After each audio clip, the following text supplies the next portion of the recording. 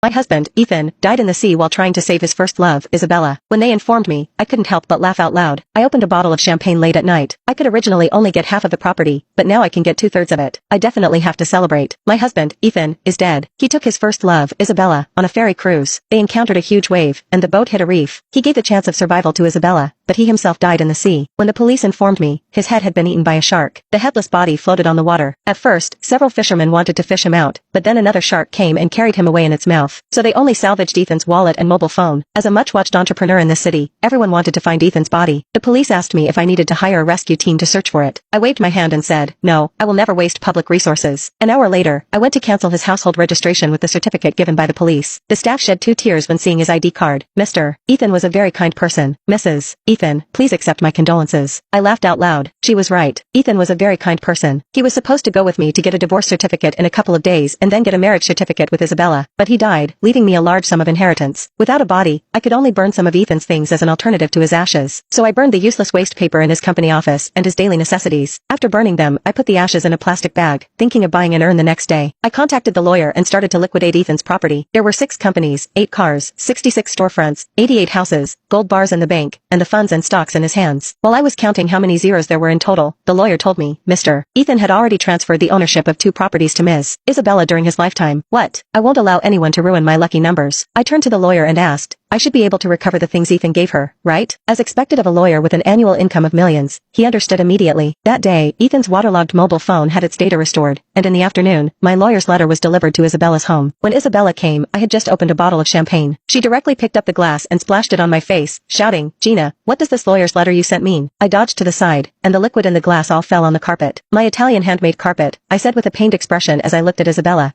This is also included in that. You have to compensate me for it later. Who gave you the courage to ask me for these things? These were all given to me by Ethan. We were about to get married, and these are all mine. Ms. Isabella, do you understand the law? I sneered. The things Ethan gave you belong to the joint property of the husband and wife, and I have the right to ask you to return them. Isabella's face turned pale, and she took out her mobile phone, saying, you must not have discussed these things with Ethan. I'm going to call him right now. Just wait. He won't let you off. Seeing this, I laughed out loud and said, stop calling. You can't get through. Ethan is in the belly of a shark now. Isabella's eyebrows and eyes were almost twisted together. Gina, you are so vicious. After all, you two were husband and wife. Do you really have to curse him like this? After she finished shouting, I took out Ethan's ID card that had been cut into 2 pieces from my bag and said, what? Don't you believe it? This is his ID card. I just cut it this morning. Isabella looked at the 2 halves of the ID card and was stunned for a moment, still not believing it. You must be playing some trick. I'm going to call him right now. You won't get a single penny. She dialed a few numbers on her mobile phone, and soon the mobile phone in my bag rang. I took out Ethan's mobile phone from my bag, and the word wife was flashing on the screen. Isabella's face turned pale instantly. Why is his mobile phone with you? I've already told you that he's dead. Then where's his body? It was eaten by a shark. I spread my hands. Ms. Isabella, have you forgotten that you two went on the cruise together? Why did you come back alone? I thought.